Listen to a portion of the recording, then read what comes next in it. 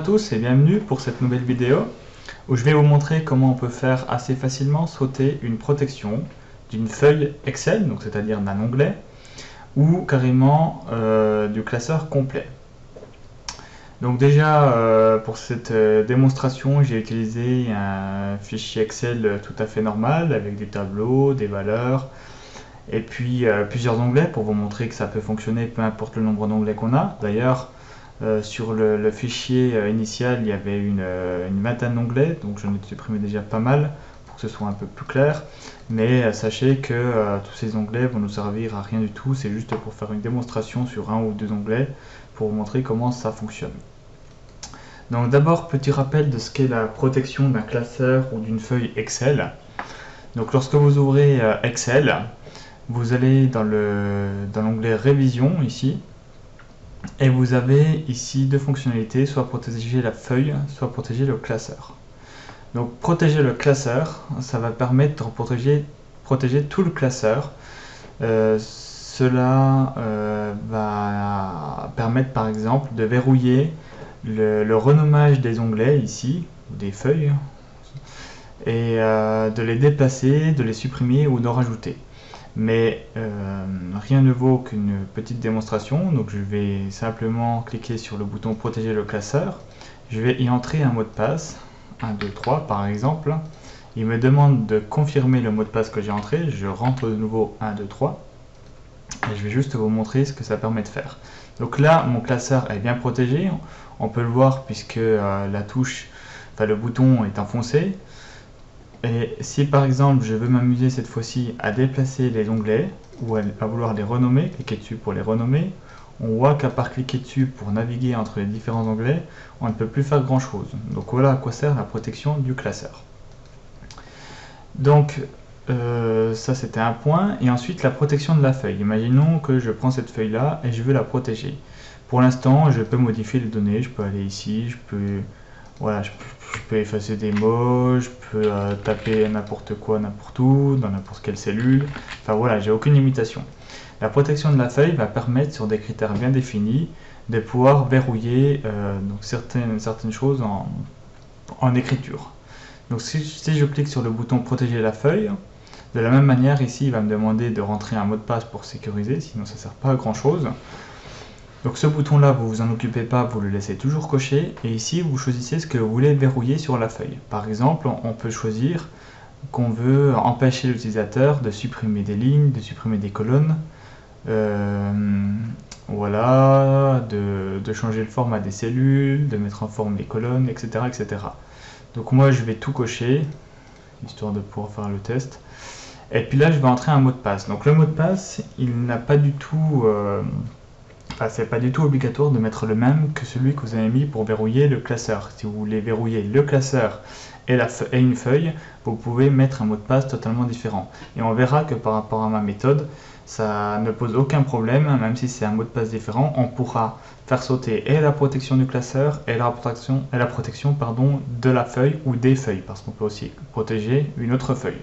Donc le premier mot de passe pour protéger le classeur, rappelez-vous, j'ai mis 1, 2, 3. Et ici je vais mettre 1, 2, 3, 4. On va essayer de s'en souvenir. Donc de nouveau, il me demande de confirmer le mot de passe pour être sûr que je n'ai pas fait d'erreur de saisie. Pardon. Et voilà, donc là on voit cette fois-ci que le bouton est passé à ôter la protection de la feuille, donc ce qui veut bien dire que notre feuille est protégée. Et on peut tout de suite le voir, si par exemple je double-clique sur une cellule pour vouloir écrire dedans, on m'indique qu'effectivement la cellule que j'essaie de modifier, elle se trouve dans une feuille protégée. Et pour pouvoir écrire dedans, il faut que je désactive la protection. Donc il faudrait que je clique ici et que j'entre le mot de passe. Donc tout l'intérêt de cette vidéo, c'est par exemple si vous arrivez sur un classeur où vous avez verrouillé une ou plusieurs feuilles et que vous ne vous souvenez plus du tout du mot de passe, avec ma méthode, normalement vous allez pouvoir avoir de nouveau la main sur la feuille. Ou également, si vous téléchargez un fichier et que les feuilles sont verrouillées, et bien, grâce à cette faille, vous pourrez facilement pouvoir y avoir accès en écriture. Donc, de nouveau, je peux, comme je l'ai dit, donc là ici, j'ai pas modifié, j'ai juste protégé le classeur, mais la protection du classeur, elle s'applique, comme je vous l'ai dit, à tout le classeur, donc à toutes les feuilles, hein, c'est pour éviter de déplacer, renommer, etc. Là, j'ai mis une protection de la feuille, pardon, sur cette feuille, et je pourrais très bien, par exemple, dire sur cette feuille-là, je veux mettre une protection, parce que pour chaque feuille, il faut que vous la protégiez si vous voulez protéger plusieurs feuilles, et protéger de nouveau celle-là. Juste pour vous montrer, je vais de nouveau tout cocher. Et puis cette fois-ci, entrer le mot de passe 1, 2, 3, 4, 5. Donc encore un nouveau mot de passe des autres, puisque on peut voilà, mettre des protections totalement indépendantes. Par exemple, dans une entreprise, on peut imaginer que tel service a accès à cet onglet, tel autre service a accès à tel autre onglet, et puis donner les mots de passe au service concerné. Donc voilà, là on a protégé les deux feuilles là, et puis le classeur qu'on a mis en protection. Donc maintenant, on va voir tout de suite comment on peut faire sauter la protection. Donc encore une fois, là, si par exemple je veux écrire dedans, je suis obligé de cliquer ici pour ôter la protection de la feuille et entrer le mot de passe. Et si je ne le connais pas, forcément, il va me refuser. Donc je ferme mon classeur. J'enregistre mes modifications que je viens de faire puisque j'ai modifié la protection du classeur et de la feuille. Ok, ça me demande vérifier la compatibilité, on laisse cocher ici, c'est bon puisque c'est un fichier en fait, petite information, un fichier .xls, un fichier .xls, c'est un fichier de compatibilité avec les versions Excel inférieures à 2003. Donc par exemple, comme ils le mettent ici, entre Excel de 97 et Excel 2003. Mais on peut très bien ouvrir ce fichier XLS avec des versions plus récentes. Moi je suis en version Excel 2019. Si vous avez par exemple Excel 2007 ou 2010 par exemple, vous pourrez très bien ouvrir le fichier. En revanche, l'inverse n'est pas bon. C'est pour ça que si vous avez une version Excel qui est inférieure à 2003, vous allez avoir du mal à suivre ce tutoriel. Ça sera plus compliqué pour ouvrir le fichier, puisque les fichiers de base sous Excel 2007 et supérieur sont en format .xlsx, comme on va le voir après, et on ne peut pas les ouvrir avec Excel 2003 ou inférieur, à part si vous ajoutez, si vous téléchargez une compatibilité, voilà, c'est un peu plus compliqué. Donc ça ne va pas être expliqué dans cette vidéo. Donc là, j'ai enregistré mon fichier, je vais le fermer. Donc mon fichier, c'est celui-là qui est sur le bureau. Par précaution, quand vous voulez faire une modification, faites toujours une copie de votre fichier. Donc j'ai fait un CTRL-C, CTRL-V dessus. Donc une copie que je vais garder ici, et moi je vais travailler sur la version officielle. Donc la petite chose qui est importante, c'est pour ça que je vous dis que si vous avez une version qui est inférieure à 2007 je crois, ou 2003, je ne me rappelle plus, du coup c'est peut-être 2003 puisque là c'est un format 87-2003, vous pourrez pas voilà, faire la modification que je vais vous montrer ici. Sur un format .xls, on ne peut pas directement intervenir pour faire sauter la protection. Donc en fait, il faut rouvrir notre fichier et il faut qu'on l'enregistre. Donc on va faire un enregistrer sous. Ça permettra de faire une copie encore une fois et de l'enregistrer avec la bonne extension. Donc par exemple, moi je vais l'enregistrer sur le bureau et vous voyez là, par défaut il est en XLS, mais moi il faut que j'enregistre en format XLSX, donc qui est les versions compatibles après 2003. Ou s'il contient des macros, donc ici c'est pas vraiment le cas, je crois pas, mais s'il contient des macros, donc je ne vais pas entrer dans le sujet, mais c'est du code qui est mis quelque part dans le fichier pour pouvoir automatiser certaines tâches. Vous pouvez l'enregistrer également en XLSM, ça marchera également. Moi pour mon cas il n'y a pas de macro, donc j'enregistre en XLSX ici. Ok, enregistré. Alors vous voyez, il me dit en fait qu'il y a quand même des macros, mais on va pas en prendre rigueur puisque ouais, il n'y a pas d'importance, on s'en sert pas des macros. Et moi j'ai testé également un XLSM, donc avec les macros ça fonctionne aussi, hein, pour vous dire. Donc là je vais pas m'embêter avec ça, je vais mettre oui. Donc voilà, cette fois-ci on est en fichier XLSX. Et là on va pas pouvoir le refermer et travailler dessus. Alors manque de bol, il a il me l'a pas pris, alors je vais le refaire. Fichier enregistré sous bureau en format XLSX, enregistré. Alors s'il me l'a pris, c'est moi qui dis des bêtises, qui ne l'ai pas vu. Alors on a le XLS, ah oui il est ici, pardon, autant pour moi. Donc on a notre fichier XLSX sur lequel il faut travailler cette fois-ci, surtout pas le fichier XLS où ça ne fonctionnera pas. Encore une fois, c'est pour ça que si vous avez une version Excel inférieure à 2003, inférieure ou égale à 2003 d'ailleurs, ça ne fonctionnera pas puisqu'il faut convertir votre fichier en XLSX en l'ouvrant sous Excel. Alors, cette fois-ci, donc ce qu'il me reste à faire, donc je vais prendre mon fichier là, il faut le renommer. Alors, chose importante avant de faire ça, il faut que vous téléchargiez l'application WinRAR. Donc je vais vous mettre le lien en description pour télécharger l'application, elle est totalement gratuite, il y a une version payante, mais pour nos besoins, la version gratuite est largement suffisante.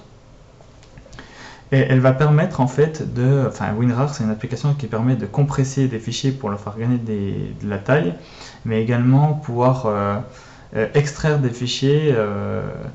voilà, je ne veux pas trop rentrer dans les détails, mais par exemple un fichier, une application, un .exe, c'est tout un ensemble de fichiers, et avec une application comme WinRAR, on peut aller parcourir des fichiers à l'intérieur pour modifier quelques paramètres. Donc c'est ce qu'on va faire ici. On a notre fichier .xlsx, et une fois qu'on a téléchargé WinRAR, vous pouvez vérifier que votre WinRAR est bien installé en tapant dans la barre de recherche. Là vous voyez, WinRAR c'est cette icône là avec des livres. Je vais faire un clic droit sur mon fichier, je vais faire renommer, et je vais renommer juste l'extension, donc ce qu'il y a après le point, en .zip. Ça c'est important également que vous fassiez bien attention de bien renommer correctement. Alors une chose que je ne l'ai pas dit également, là vous voyez mes fichiers, on voit les extensions s'afficher, .xls, etc. Ça c'est super important je trouve quand on travaille sous Windows, d'afficher les extensions pour faire des modifications des fichiers.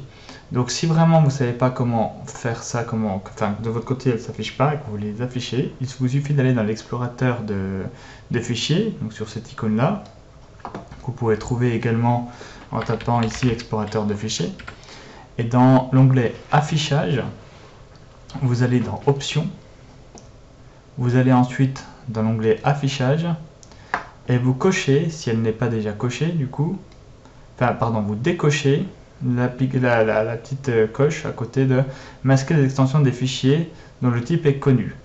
Une fois que vous aurez fait ça, vous cliquez sur appliquer et OK, et automatiquement donc tous les fichiers où vous ne voyez pas les extensions, donc ce qu'il y a après le point, vont apparaître. Et là vous allez pouvoir faire comme je vous ai montré, faire un renommer et renommer bien tout ce qui est après le point en .zip. Donc là voici à quoi vous devriez arriver. Donc on voit bien que effectivement notre fichier maintenant il s'ouvre avec l'application WinRAR qu'on a téléchargé et installé précédemment avec les livres. Donc là il suffit de l'ouvrir. Comme je vous le disais, en fait notre fichier Excel c'est un ensemble de fichiers qui sont cachés pour l'utilisateur parce qu'il a besoin de les voir, donc c'est toute la configuration, et nous on les retrouve ici. Donc pour faire la modification, rappelez-vous ce qu'on voulait faire, on avait mis, donc on va rouvrir notre fichier initial, ici, on avait mis une protection sur cette feuille là, donc c'est la feuille 2, hein. On compte à partir de la première, 1, 2, donc sur la feuille 2, et donc on veut ôter la protection de la feuille, et puis en même temps arbitrairement également enlever la protection du classeur pour pouvoir déplacer les onglets, les renommer, etc. Donc je vais, une fois que j'ai ouvert mon fichier .zip, je vais dans le dossier Excel, puis je vais dans le dossier Worksheets. Worksheets, c'est le dossier qui va contenir en fait toutes les feuilles de votre classeur. Là vous voyez, j'en ai 13, c'est bien le cas, j'ai à peu près 13 onglets dans mon fichier. Et moi, on a dit que c'était la feuille 2 sur laquelle j'avais mis une protection, ou du moins qu'il y avait une protection de la feuille. Donc je vais déplacer la feuille 2 de fichier .xml sur le bureau. Donc un fichier .xml, c'est encore un autre type de fichier qui permet de structurer, mettre en forme un fichier. Donc c'est un peu compliqué à entrer dans les détails, donc je ne vais pas le faire pour pas vous perdre. Mais en tout cas, pour réparer la feuille, donc le numéro de la feuille qui correspond à l'onglet pour laquelle il y a une protection, et vous la déplacez quelque part sur votre ordinateur, par exemple sur le bureau.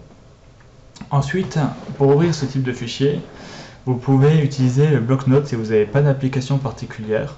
Sinon, moi, je peux également vous conseiller de télécharger et d'installer Notepad++. Je vous mettrai également le lien dans la description si ça peut vous intéresser. C'est une application totalement gratuite, ça permet de colorer syntaxiquement les caractères, les balises. Donc on peut faire ouvrir avec bloc-notes. Là vous voyez, c'est tout en brut, c'est du texte, c'est pas très joli, on n'y voit pas grand chose. Par contre, si je fais un clic droit et que j'édite cette fois-ci avec Notepad++, on a des couleurs, et en fait, comme je vous le disais, c'est des balises. Et on peut retrouver, donc c'est des balises qui se ferment et qui s'ouvrent. On peut retrouver, par exemple, si je clique sur une balise, automatiquement, à quel endroit elle s'ouvre ici, et à quel endroit elle se ferme, pour voir les délimitations. Donc à l'intérieur, ce sont des différents paramètres de rentrée, mais on ne va pas chercher à comprendre bien comment ça marche. Donc nous, on a ouvert, en fait, notre feuille de Excel, mais sous un autre type de format. Et là-dedans, on va retrouver les différents paramètres dans normalement la protection qu'on avait spécifiée via Excel. Pour ça, je fais un CTRL F pour faire une recherche. Je cherche le mot protect, tout simplement. Et là, il me le trouve ici, donc il est à un seul endroit dans le fichier. Et vous voyez l'intérêt d'avoir Notepad++, c'est qu'on voit directement que ça commence ici et que ça se termine ici, par une coloration. Donc du coup, toute cette partie, je dois la supprimer. Si vous ouvrez avec le bloc-notes, vous pouvez toujours faire un CTRL F pour rechercher Protect et chercher le Sheet Protection. Mais vous allez avoir beaucoup plus de mal à savoir où ça s'arrête. Parce qu'avec toutes les balises fermantes, donc les balises que j'appelle les balises, c'est les signes supérieurs, là, c'est beaucoup plus compliqué à retrouver. Donc là, je sélectionne toute ma balise, du début à la fin, et je la supprime. Cette fois-ci, j'enregistre, CTRL S ou fichier enregistré, je ferme, et je vais remettre ma feuille modifiée, Sheet 2, ça c'est très important, hein, sinon si vous ne le remettez pas dedans, ça ne marchera pas. Donc je vais la refaire glisser dans le dossier worksheet de notre fichier .zip. Donc là, il me demande blablabla, on s'en fiche, on met OK, il n'y a pas de souci, on remplace. Là, on peut fermer. Et cette fois-ci, on va repasser à notre fichier Excel d'avant. Donc on va rechanger de nouveau l'extension. Mais à faire attention, c'est pas XLS, puisqu'on avait bien enregistré en XLSX avant. Donc je mets .xlsx. Il me demande si je veux vraiment modifier l'extension, je mets oui. Voilà, on retrouve bien que ce fichier va bien s'ouvrir avec Excel, avec le logo, avec l'icône. Donc je clique dedans. Et là, si je vais sur ma feuille 2, vous vous rappelez, on avait une protection sur celle-là. Et bien la protection a totalement sauté. Je peux également le voir dans révision. Là, protéger la feuille n'existe plus. Par contre, j'ai toujours la protection du classeur. Alors, pour enlever la protection du classeur,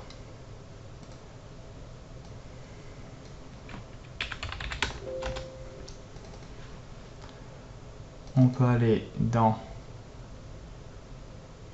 workbook.xml de la même façon, qui lui définit les propriétés de notre classeur complet. Donc je le déplace sur le bureau. De la même façon, je vais soit l'éditer avec le bloc-notes, soit l'éditer avec Notepad si vous l'avez installé. Je vais refaire de nouveau un recherche sur Protect. Voilà, Workbook Protection, ici. Je sélectionne. Alors, vous voyez, on n'a pas tout à fait la même structure. Tout à l'heure, c'était Sheet Protection pour dire Sheet de l'anglais feuille. Donc, c'est la protection de la feuille. Et cette fois, c'est la protection du classeur, Workbook Protection. Donc, pareil, donc je sélectionne du début de la balise à la fin. Avec Notepad++, encore une fois, on a la coloration qui aide énormément. Donc, je sélectionne tout ça. Je supprime et j'enregistre de nouveau mon fichier. j'oublie pas de remettre, comme on l'avait fait pour Sheet 2, d'ailleurs celui-là on peut le supprimer, de remettre mon fichier ici pour le remplacer. Je mets OK. Et cette fois-ci, je repasse de nouveau en fichier XLSX et je peux voir dans révision que mon classeur n'est plus du tout protégé. Effectivement, maintenant je peux déplacer comme bon me semble, je peux renommer. Voilà, donc on a vu dans la même vidéo comment on peut faire sauter la protection d'une feuille et la protection d'un classeur dont qui ont été protégés par un mot de passe dont on n'a pas connaissance, ou du moins dont on ne se souvient plus. Ensuite, je vais vous montrer enfin une dernière méthode dans laquelle là on ne pourra rien faire puisque c'est un mot de passe qui est crypté, ou du moins je ne connais pas la méthode encore actuellement, si c'est possible de pouvoir entre guillemets faire craquer le mot de passe. Donc si vous voulez, après vous avez créé un fichier Excel et vous voulez pas que quelqu'un puisse, même si vous protégez les feuilles et puis le classeur, vous avez pu voir que on a toujours moyen de contourner cette protection, mais vous pouvez faire un fichier enregistré sous. Alors non, c'est peut-être pas d'enregistrer sous, autant pour moi, c'est un fichier dans l'onglet information là sur la gauche, et là vous avez chiffré avec mot de passe. Et là, si vous cliquez ici, j'entre un mot de passe, même si c'est un mot de passe très simple, imaginons 1, 2, 3, et puis je retape de nouveau le mot de passe. D'accord, voilà. J'enregistre. Donc c'est toujours le même fichier, fichier.xlsx. Cette fois-ci, non, pas de souci. Il me demande, quand je l'ouvre, déjà, il me demande le mot de passe. Donc si on ne le connaît pas, là on est bien embêté. Et si la personne essaie de faire sauter le mot de passe de la même façon que je vous ai expliqué précédemment, on va pouvoir essayer, mais vous allez voir que malheureusement ça ne fonctionne pas. Donc rappelez-vous, on a le fichier XLSX, on le renomme en .zip, je valide, et là à ce moment-là on l'ouvre, sauf que là on a un beau message d'erreur, l'archive est endommagée ou son format est inconnu. Donc résultat, si vous voulez protéger votre fichier correctement, il faut que vous passiez par l'onglet, donc du coup information, et chiffrer, alors je retourne, pardon, dans chiffrer avec mot de passe. Et là dans ce cas là, ce sera pas aussi facile de faire sauter la protection. Voilà, donc j'espère que cette petite vidéo pour vous montrer comment faire sauter une protection d'une feuille ou même de plusieurs feuilles, parce que si on avait plusieurs feuilles, toutes les feuilles qui étaient protégées, on aurait pu faire de la même façon avec toutes les autres feuilles, ou enlever la protection également du classeur vous aura bien été utile. Et puis moi je vous dis à très bientôt pour de nouvelles vidéos, astuces et tutoriels.